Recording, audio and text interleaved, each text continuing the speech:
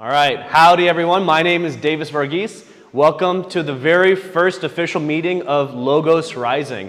I am very happy to, thank you, round of applause, I appreciate that. Thank you.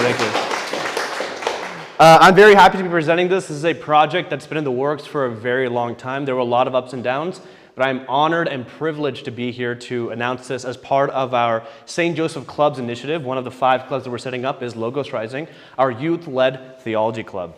Now, today we will be talking about Christological Exegesis, and our speaker, Michael Kurian, will be giving this lecture. Just a little intro on Michael. I've known him for a very long time. He's been a lifelong friend, a brother, a mentor, a confidant, and a fellow soldier in Christ. But professionally, Michael has got his double major in philosophy and anthropology from the University of Houston, and he's currently finishing up his master's in religion at Rice University. So he spent the past 2 years, he was involved with the Byzantine Melkite Church. He's there as an altar server, and he spent the past 2 years learning a lot of Logos theology and biblical symbolic interpretation. And we have created this presentation as a series of presentations to teach you guys about the deepest parts of our faith, what it means to truly be a Christian and a Catholic, and to give you guys the tools that you need to survive in this world where it feels like our faith is being lost and we're being very confused. Our job here is to orient you guys properly on the hierarchy of being. And so without further ado, I want to introduce my buddy, Michael Kurian. Welcome, buddy.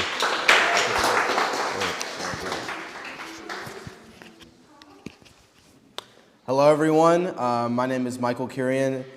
Some of you may know my parents, Prema and Sunil, and it's a great pleasure to be here today for the first session of Logos Rising. So Davis was spot on. One of the inspirations and reasons for starting this club is to increase the intellectual life that we have, because our Catholic faith is not just some kind of blind, sort of belief. We have a very deep philosophical, intellectual tradition that we can use to bolster our faith in this time of atheism and lack and doubt. We can emerge out of this period with an even stronger faith using the knowledge that we have in our tradition. So let's begin. To start, today what we'll be doing is we'll be finding Christ in the Old Testament using the literary devices and techniques of the Catholic saints and fathers. So first, what is the meaning of Logos? Since this is the first session, it's good to, before we start our content, to explain, what is the inspiration behind what we're doing today. Well, the word Logos comes from a philosophical tradition in the Greeks. So the Greeks, like Plato, they have a tradition of philosophy. And St. John, when he writes the first Gospel of St. John, he opens it with this phrase. He says, "In the beginning was the Logos," or he says the Word, the capital W word, "and the Logos was with God, and the Logos was God. He was in the beginning with God." So this is this is the biblical basis for this term. So what is Logos? That's the first thing we should address, right? What is Logos? Well, Greek philosophy before the incarnation of Jesus, the Greeks did not have knowledge of God in the way that the Jews did. But before the incarnation of Jesus, they used philosophy to understand that there must be a rational divine element in creation which is different but related to the God outside and above creation. So it's basically the patterns of God within creation. So this idea of there being a reason to the cosmos, a logic to the cosmos, has many phases in Greek philosophy. First, for the Stoics, if you ever heard of the Stoics, they thought that this cosmic reason was right, sober, rational behavior and action. For Pythagoras, we all know Pythagorean theorem, right, from school. Pythagoras thought that the cosmic reason was the natural harmony behind music and mathematics, the natural, rational form of reality. For the sophists like to talk, and they thought that reason, cosmic reason, proved itself in the way that we can make meaningful and compelling speech. We can argue with somebody, and the speech is compelling because it appeals to a universally recognizable sense of reason. Everyone has been in an argument before, and when someone makes a good argument, you're like, oh, yeah, right? Because there's a universal sense of reason that is being appealed to. And finally, for the Platonists, which Plato is the highest Greek philosopher, this cosmic reason is the intellect underlying reality, so that there is an intelligence underneath reality itself. And so you can see here some images of this cosmic reason. Look at the way that a brain cell, the structure of the brain cell is just like the structure of the universe, of the superclusters of stars. You can see that in the first image. And you can see that all through nature, we see these patterns in nature, these geometric patterns in nature. That is a good way to understand what Logos is. What is the Logos? Now, to move to a Christian context and for our goals today, right? Now talking about today, where is Jesus in the Old Testament? This is a question many people have. Where is Jesus in the Old Testament? A lot of people, especially people who are outside the faith, they will say, the God in the Old Testament, very angry, very strict, stern. But then God in the New Testament is so nice, so loving, so compassionate. Isn't there a difference here? Well, the Gospels are about a man from Bethlehem, Jesus. But Jesus is not in the Old Testament, it seems. To us, Jesus is not in the Old Testament, but I thought it's the same God. Old Testament, New Testament, it's the same God, right? So how come it's so different? So then the question is, this is our central question today, guys. Is Jesus in the Old Testament? Is Christ in the Old Testament? And if he is, how do we find him? How do we find him in the Old Testament? That question is a way of asking, how can we find and encounter Christ? How do we find and encounter Christ? And then an even deeper question within that is, how is the world itself held together by Christ? Today we're going to investigate this, but I'm not going to be coming up with any answers myself. Instead, it is Jesus himself who teaches us to find him in the Scriptures. So we're going to take a look at Luke 24, where Jesus teaches the disciples how to do this. This is after the resurrection. So who wants to read? Can someone read line by line? Anyone? Uncle, anyone? No? Come on, one of the kids. Come on, just read the first sentence. Read that first sentence there.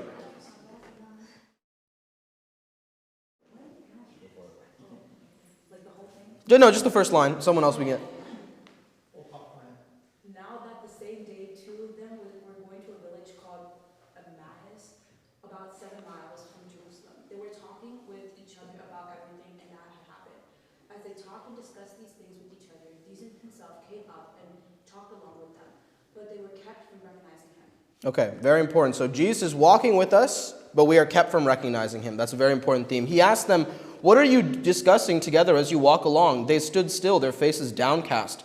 One of them, named Cleopas, asked him, "Are you the only one visiting Jerusalem who does not know the things that have happened here in these days?" "What things?" he asked. "About Jesus of Nazareth," they replied. "He was a prophet, powerful in word and deed before God and all the people. The chief priests and our rulers handed him over to be sentenced to death, and they crucified him. But we had hoped that he was going to be the one to redeem Israel.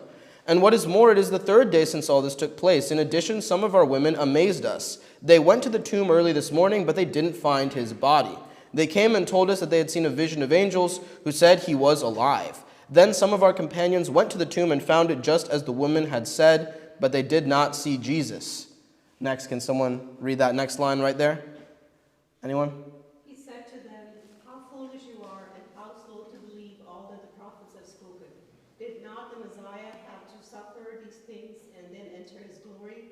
And beginning with Moses and all the prophets, he explained to them what was said in all the scriptures concerning himself." So beginning with Moses and all the prophets, he explained to his disciples what was said in all the scriptures concerning himself. As they approached the village to which they were going, Jesus continued on as if he were going further, but they urged him strongly, saying, "Stay with us, for it is nearly evening, the day is almost over." So he went in to stay with them. When he was at the table with them, he took bread, gave thanks, broke it, and began to give it to them. Then their eyes were opened, and they recognized him, and he disappeared from their sight. They asked each other, "Were our hearts not burning within us when he talked with us on the road and opened the scriptures up to us?" So Jesus reveals himself in the scriptures, and that is the scriptures opening up. They got up and returned at once to Jerusalem. There they found the 11 and those with them and assembled together and saying, "It is true, the Lord has risen and has appeared to Simon." Then the two told what had happened on the way and how Jesus was recognized by them when he broke the bread. So on the road to Emmaus, we get a perfect little image of what we're doing today. We're walking. Jesus is walking with us, but we don't recognize him. Today we're going to recognize him. So the basic theme, before we go into some examples, is that Jesus taught the disciples how to look for him in the Old Testament. So what we're going to do, guys, today our presentation is we're going to go through examples from the Bible, stories you've heard your whole life, and I'm going to show you how Christ is hidden in the stories. And the result is this true theology will blow your mind. You'll be amazed by this. and your faith will become stronger. But this is not something that I or Davis have made up. In theology, this is called Christological exegesis. That's a big word, big theological word. Christological simply means about Christ. Exegesis is a Greek literary term meaning interpretation or way of reading, right? There's many, many different ways to interpret a text. So exegesis just means interpretation. So in the background of your mind, as we do the Christological exegesis, just remember the idea of logos. It's hard to define, but as John 1 tells us, it is the Word, Jesus Christ himself, right? And the logos can be understood as this transcendent, overarching, cosmic reason which builds the world. It builds the world, and it is the source of all good ideas about the world. Every good idea about the world is in the logos. So, that's very difficult. Let's move right down to something we're all very familiar with. Cain and Abel. Everyone knows this story. Everyone knows the story. And when we think about themes present in this story, what are some themes we can come up with? Well, there's the unjust murder of the virtuous shepherd. The shepherd is virtuous, he's good. I'm going to spell that wrong. He's virtuous, he's good, but he's murdered unfairly. Then you have this contrast between pastoral, nomadic life, right, the life of Abel, and agricultural life, civilized agricultural life, the way of Cain, right? Being tested by God. Being tested by God is being asked to recognize reality. Whenever God says, I'm going to test you, it's because he wants you to be aware of what reality is like so that you can be strong, right?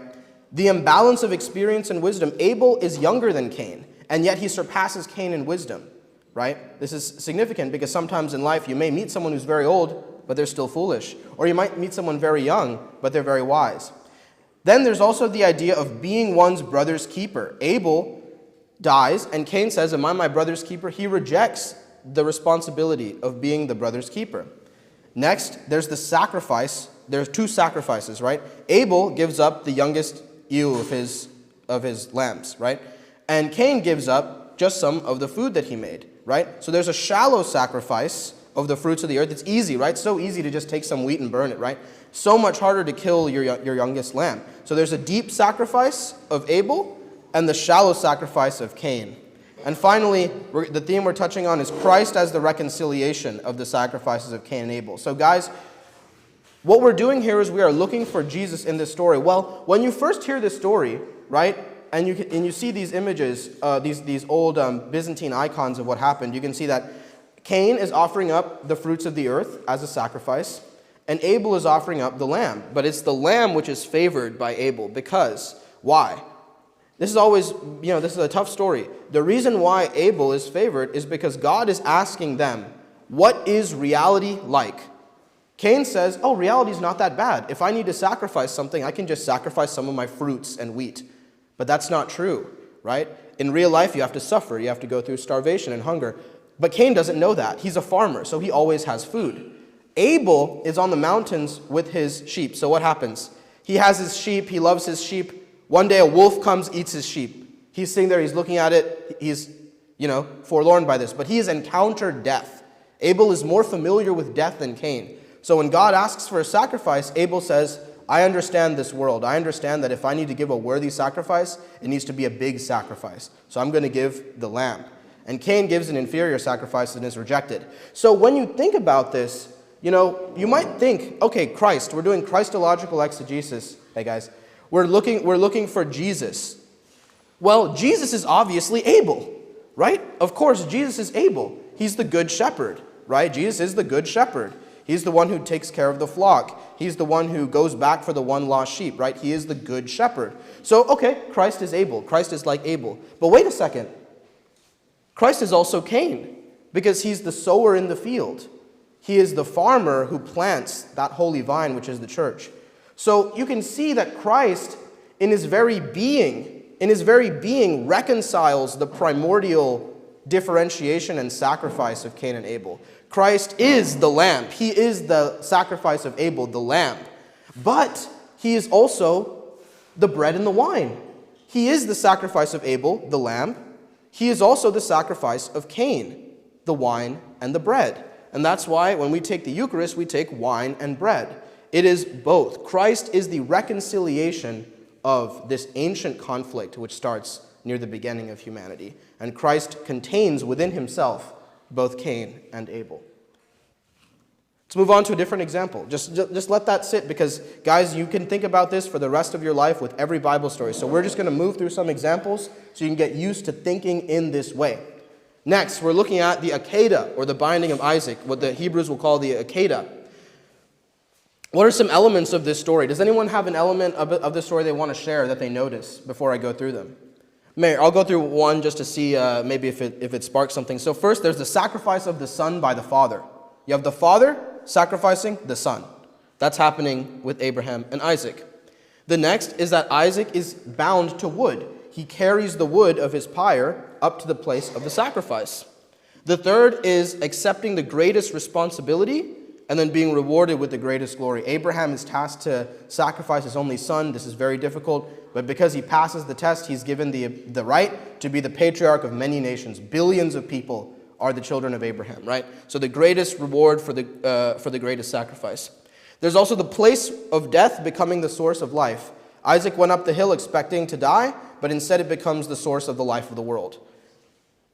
Next, there's the symbolism of riding into the holy place on a donkey. You have to really pay attention to the story, but Isaac and Abraham go to the place of the Akedah on a donkey. They ride a donkey to the place where he's intended to be sacrificed.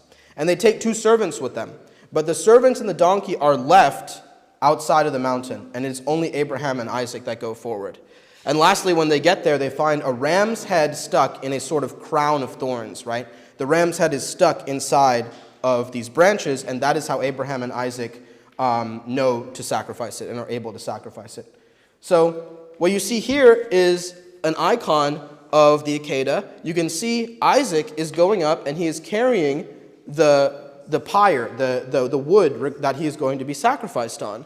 And you can see here the donkey and the uninitiated, the servants are not, spiritually enlightened. They're not as spiritually enlightened, so they have to be left lower so that the sacred can move up, so they can move up to the sacred. You can't have someone, it's like if you had a mass and everyone in the mass is not a believer.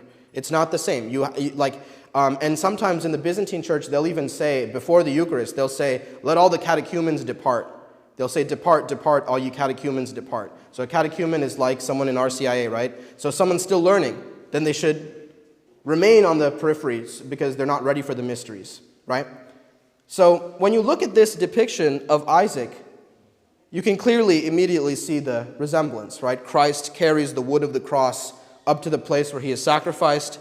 Isaac carries the wood of his sacrifice up the mountain. You can see here on the side that Christ is the temple sacrifice of Melchizedek, and he is the sacrifice of Isaac, that he contains both.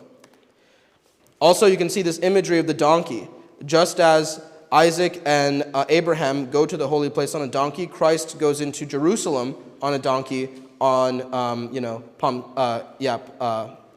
Palm Sunday. And so you can see here that this is where Jesus is praying before the crucifixion.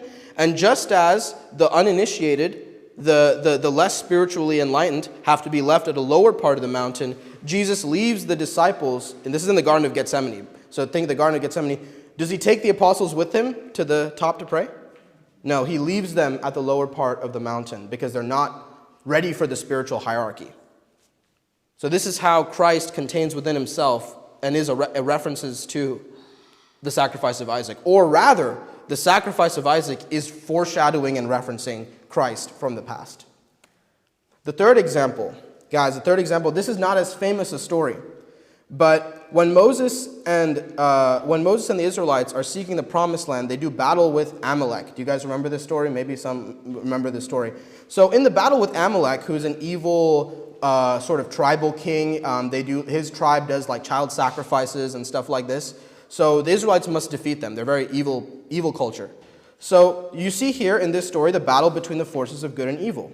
And what happens is God tells Moses to go up on a hill. And on this hill, God tells Moses to raise his arms. And as long as he raises his arms, Joshua, who is leading the battle down below in the valley, Joshua and the Israelites will be victorious as long as Moses keeps his hands up. But Moses gets tired and he starts to drop them. So his friends Aaron and Hur lift up the arms and keep them up, and ultimately the Israelites are victorious. So you have the image of a divine hierarchy, right? Moses is on a mountain. He's up on a hill, right? And there's two people with him. So there's this divine triad at the top of the mountain. Just like how in our world, the divine triad, the Trinity, is at the top of our cosmic hierarchy of being, right? So then you have the aspects of Christ. I'll cover that in a second. But then you have this idea of the hands are outstretched on this mountain. The hands are outstretched on this mountain so that evil can be defeated. But guys, I'm actually not going to interpret this story for you. I'm not. Who's going to interpret this story for you? Well, so that you can know that this is coming straight from the saints and straight from the good sources, Saint Justin Martyr is going to interpret this story from us, guys. I'm not going to pick from the audience. From heaven, Saint Justin Martyr is probably looking at us right now, and he approves. Okay, I got his approval. He told me it was fine. So he's going to be interpreting this story for us. This is in Exodus 17. So I'll read the Bible verse. Joshua did what Moses ordered in order to fight Amalek. And Moses, Aaron, and Hur went up to the top of the hill. This is up here. It turned out that whenever Moses raised his hands, Israel was winning. But whenever he lowered his hands, Amalek was winning. But Moses' hands got tired. So they got a stone and set it up under him. He sat on it, and Aaron and Hur held up his hands, one on each side. So his hands remained steady until the sun went down. Joshua defeated Amalek and his army in battle. So that's the story. What does St. Justin Martyr say? I have his icon there. This is a 2nd century Christian saint. So already in the 2nd century, guys, they're doing what we're talking about today. So what does St. Justin Martyr say? He says, the two advents of Christ, this means the two foreshadowing of Christ, were symbolically announced and told beforehand by what Moses and Joshua did. This is from Justin Martyr's book, Dialogue with Trypho, in the 2nd century. Okay? For the one of them, Moses, stretching out his hands, remained till evening on the hill, his hands being supported, and this reveals a type of nothing else than the cross. Moses with his hands outstretched on the mountain, guys, is the cross. The other, this is talking about Joshua, whose name was altered to Jesus, led the fight and Israel conquered. Guys, do you know how to say the name Joshua in Hebrew? Andy? Yeah, that's the meaning. That's the translation. But how do you pronounce the name? You guys know? Joshua is not Joshua. It's Yeshua. Yeshua. Yishoye. Yes. So, and that was not his original name. God actually gives him that name. So the other, whose name was altered to Jesus, Joshua is Jesus, right? The name is the same, led the fight and Israel conquered. Now this took place in both these holy men and prophets of God, that you may perceive how one of them could not bear up both of the mysteries. Guys, Christ has to split himself. Only Christ is Christ. So here you have Moses showing one aspect and Joshua showing another aspect. So St. Justin Martyr says, by this I mean the type of the cross and the type of the name. So Moses is the type of the cross, as Justin Martyr says, and Joshua is the type of the name, because he has the name, right? He's a kind of the name. And then Moses has the type of the cross, because he's stretching out his arms. For this is, was, and shall be the strength of him alone, whose name every power dreads. So Jesus is the one whose name every power dreads. Only Jesus is both the cross and the name, right? Moses is only the cross. Joshua is only the name. But Christ is both the cross and the name. You can see here a Greek icon of this event of Exodus 17, and you can see that Aaron and Hur are helping Moses there hold up his hands, and then in the background you see the cross, because this is a type, a archetype prefiguring the cross. And guys, keep in mind, the Old Testament was written hundreds of years before the New Testament. So how is it that Christ is always shown to us so early in these scriptures? How can we always look for Christ and find him? Because God has revealed the scriptures to us. There's no historical, scientific explanation for this, guys. There's no reason why this should happen. How can one man be behind all of these stories in the way? The only explanation, guys, is that this is the miraculous word of God. The next example, right? The next example, and that one was an easy one, right? So this will be our last one, is the famous story of Jonah and the fish. So what are some elements in this story, right? Now at this point, maybe you guys can already start to see it. Maybe you're already starting to put together the dots. Well, there's the hierarchy of heaven and reality. We'll see that in the passage. To understand this hierarchy that Jonah sets up, you have to read the passage, which we'll do. There's journeying through to the place of death, because he does not want to go to Nineveh. It's the place of death. It's a corrupt place, right? Nineveh is in the east. We're actually kind of sort of from Nineveh. We are Syriac tradition is from that area, actually. But Jonah doesn't go to the east. He doesn't go to the east. He goes to the west instead. And the west is kind of the place that's the furthest from God. If you understand that, that's actually a very deep symbolism. Because God is from the east. We face, the east is where all the spiritual reality is, and then the west is not as spiritual, right? So Jonah goes west. He chooses unspiritual reality instead of spiritual reality. So he goes west, which if you understand now, that explains a lot of what's happening today in the west, because the west is not originally a spiritual place. They brought Christianity through the medieval period. It becomes a spiritual place. But before Christianity, Europe was nothing. They had barbarians and tribes and child sacrifice. Christianity gave Europe its high culture, right? So without that, the West is a place of death and of atheism and of rejection of faith, right? So there's the idea of running away from destiny. Christ runs towards his destiny. He might hesitate a little in the Garden of Gethsemane to show us his humanity, but he goes to his destiny. He accepts his destiny. But Jonah runs away from his destiny. And then finally, Jonah is swallowed by the belly of the whale and emerges out of 3 days. Remind you of anything? Right? And right. And here's the thing, guys. That whale, if you go out and look in the ocean, will you find that whale? It's a spiritual creature. It's a paranormal spiritual creature. It is not something we can easily understand. This is a symbolic, deep story. If I go scan the oceans, I might not find the whale. Maybe I will, who knows? But chances are I won't find the whale. It's a spiritual event. And guys, this is very important. That whale, sorry, one second. Guys, that whale is death. This is very important to understand. That whale is death. It is a living symbol in the story of death. Let me prove it to you. So this is from chapter 2. From inside the fish, Jonah prayed to the Lord his God and said, this is the prayer of Jonah, in my distress I called to the Lord, and he answered me. From deep in the realm of the dead I called for help. So he refers to the belly of the whale as the realm of the dead. These two things are the same. And you heard my cry. You hurled me into the depths, into the very heart of the seas, and the current swirled about me. All your waves and breakers swept over me. I said, I have been banished from your sight, yet I will look again toward your holy temple. The engulfing waters threatened me, the deep surrounded me, seaweed was wrapped around my head. To the roots of the mountains I sank down. The earth beneath barred me in forever. But you, Lord my God, brought my life up from the pit. So Jonah is very clearly talking about resurrection here. Guys, he's talking about resurrection. He calls the belly of the whale the realm of the dead. Next, in verse 7, he says, when my life was ebbing away, I remembered you, Lord, and my prayer rose to you, to your holy temple. Those who cling to worthless idols turn away from God's love for them. But I, with shouts of grateful praise, will sacrifice to you. What I have vowed I will make good. I will say salvation comes from the Lord. So he talks about salvation, he talks about resurrection, and he talks about the defeat of death. And the Lord commanded the fish, and it vomited Jonah onto dry land.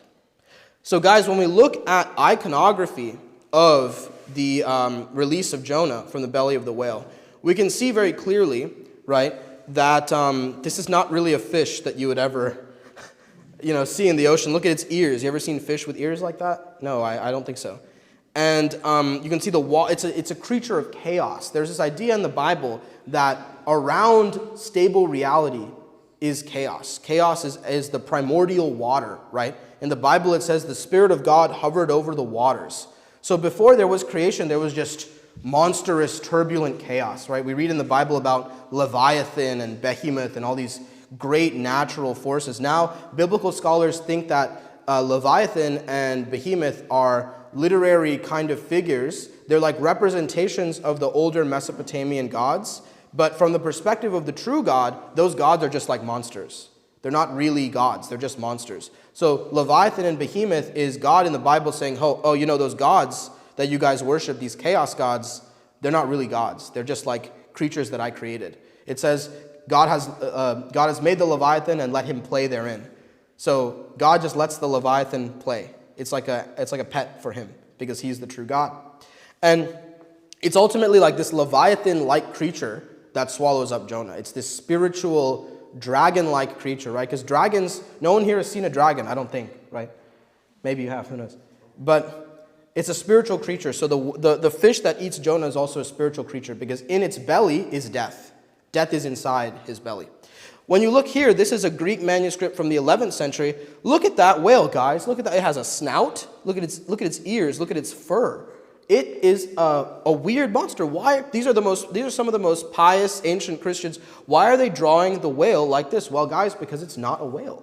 The whale is just how nowadays we tell the story. It is not a whale. It is a monster. And in the Bible, monsters do not have clear identity.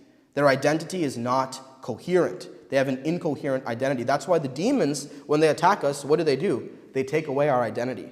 They make us addicted to lusts, to power, to money, and then we cannot be ourselves. So the demons destroy our identity. They take away our ability to be ourselves. And so the monster has unclear identity. It has it is not rational being. It has irrational being. It has the tail of a fish and the face of a pig and the mouth of a boar, right? It's not coherent. It's monstrous. And then lastly, guys, this is an icon of the Last Judgment. And there's this thing called the hell mouth in this icon. You can see it's very big. And in icons of the Last Judgment, you have this giant mouth, this giant serpent that is eating the spirits of the damned.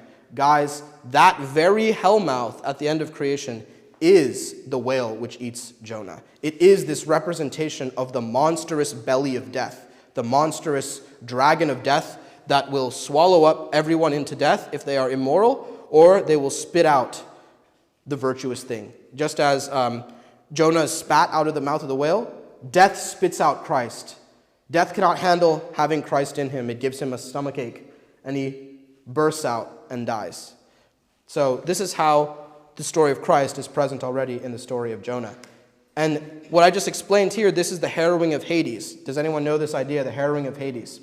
So everyone who died before Jesus, where are they? Sheol, good, not hell, guys. This is very important. There are some Christians, because they do not have the Catholic faith, they're led into false beliefs. And they say, there are some Christians, I've met people like this, who will say everyone who died before Jesus went to hell. Guys, we do not believe this. This is not the Catholic faith. This is heresy. This is incorrect. We do not believe this. Okay, we could not believe in such a God. No God would create generations of humans just to send them to hell. No, we believe that all of the dead were held up in Sheol, the place of the dead. And Christ goes and he preaches the gospel to the dead in Sheol. So let's say you're Plato. You're the Greek philosopher Plato. You knew nothing about Christ and you died. And you're sitting in Sheol. And then you see Christ come and preach to you. This is what happened, guys. So all of our ancestors, whether they were Hindu or Buddhist or some, maybe like pagan, we have no idea, right? All our ancestors, they were all waiting in Sheol for the gospel. And Christ comes to Sheol and preaches the gospel there. And when he is in Sheol, he is the fruit of the tree of life. He is life itself. Christ is life itself. So how can life itself be inside death? It can't. And just like when you have a bright light in a dark room, the darkness goes away, right? The darkness is burned away when you turn on the light. When Christ is inside death, death is annihilated. Death is defeated. Death is embarrassed. Death is robbed. Everything death had is robbed. We rob from death. We laugh at death. We embarrass death. Christianity is about the embarrassment of death, the defeat of death. So Christ goes into the place of the dead, and he takes the cross and he stamps open the mouth of that beast. And all of the souls of humanity are saved. Jesus Christ saves all the souls in Sheol. And the first person to be saved there, does anyone know who that is? It's Adam. He raises up Adam, and that's Eve there. And he raises up our primordial parents from the place of death and the bellows of humanity as well. So all these guys, all these virtuous people in human history, even if they're not from the Christian story, these figures who we know are maybe very holy, very pious, people like Buddha, Plato, all these people, they were all in Sheol waiting for Christ. They were waiting for the Savior who could liberate them from death. And Christ goes into the place of the dead and preaches the gospel to them, and those that accept the gospel are saved. That is our belief. We do not believe in a God that sends generations of humans to hell. We believe in a God who says, even if there's one lost sheep, I'll leave behind the flock and go save my one sheep. This is God saving, not just one sheep, but many. Also, we can see this is an epitaphios. This is something that is on top of the altar in a Byzantine church. And this is the way, it shows how Jesus is kind of being laid. The same way Jonah goes into the mouth of the fish, Jesus goes into the mouth of the tomb, right? Because Jonah, that fish, is death. So Jonah goes into death. So too Jesus goes into death, goes into the tomb, which is the mouth of the beast. The mouth of the beast is a foreshadowing of the tomb of Christ. And you can see they have the same posture. This is an Egyptian Coptic icon of Jonah going into the belly. You can see he's laid flat and he's going into the belly of the beast just as Christ is lowered into the belly of the tomb. Guys, these are the examples that we have for you today to kind of start this process of thinking Christologically. I want to share one last little story that I shared last time. So when we talk about the people in Hades before, the virtuous people in Hades before, we oftentimes think about the Greek philosophers. And guys, we're almost done. The prime example is, of course, Plato. Because if you read St. Augustine, and if you read some of the saints, they talk about Plato and the Platonists. And Augustine says over and over again how holy, how enlightened Plato was, always speaking good about the name of Plato. He even says, this is really quite amazing, Augustine even says that Plato worshipped God. That Plato, even though he was a Greek and a pagan, he had knowledge of the true God. Augustine teaches this in On Christian Doctrine. So what are we to do with this? How can God, sow these seeds everywhere? Well, there's a very important story from the early church. I think it's in Gregory of Nyssa, but it could be in his brother. There was a bishop in the 3rd century, and this bishop would go up every day and he would condemn Plato. He would go up and he would preach and say Plato was evil, Plato was wrong, Plato was this. Every single day he would go out and teach. St. Gregory of Nyssa says one day this bishop went to sleep. He went to bed. And when he went to bed, he had a dream. And in this dream, Plato visits him in the dream. Plato visits him in the dream and says, hey, listen, when Jesus Christ came into Sheol, I was there, and I was the first to accept him. When Jesus Christ came into Sheol, the place of the dead, Plato, I was there, and I was the first to accept him. Then this bishop wakes up, he repents, he says, okay, never again. I'm not going to say anything bad about Plato. I'm going to preach about the gospel. I'm not going to talk about Plato anymore. So in the Catholic faith, we've always had this understanding that wisdom in the world comes from God, all wisdom. Science comes from God, philosophy comes from God, all wisdom comes from God, and that means ultimately all wisdom will return back to being united in God. Just as Jesus Christ is the logos of Greek philosophy and the divine revelation of the Hebrews. That's why Paul says, you are neither Gentile nor a Jew. Because the philosophy of the Gentiles and the revelation of the Jews is united in the person of Christ. Guys, now it's your turn. Now, what you're going to do for the rest of your life, hopefully, is you're going to try to think of other stories in the Bible. Think of any story in the Bible that you can think of, even some parables, and try to find Christ in them. Try to find the Christ pattern. And guys, this is what is meant. Jesus is the pearl buried in the field of Scripture. Let me say that again. Jesus is the pearl buried in the field of Scripture. So Scripture is like a field, and we are searching now for Christ in the Scriptures. We can find him because he's buried there. And it's like finding a great treasure, right? So the way you do this is like what we did today. You look for symbols, look for repeated cycles of patterns and images. And even I only gave you 4 examples. The Bible is filled with stories. On your own, you can go and you can find this. You've probably already thought of stories that, maybe for you, you're starting to see it. You're starting to see it, right? And now, guys, just a small warning. I mean, not to be, dramatic or anything, but be very sincere and be very simplistic. Don't overreach. Don't try to see too much. Just be very humble and be very simplistic, and this pattern will show itself to you. And what's very important is that this is real spiritual searching, guys. We showed you Justin Martyr. What we're doing right now, guys, Justin Martyr was doing 1,800 years ago. He was reading the Scriptures this way. Why? Because he learned it from the disciples. And who taught it to the disciples?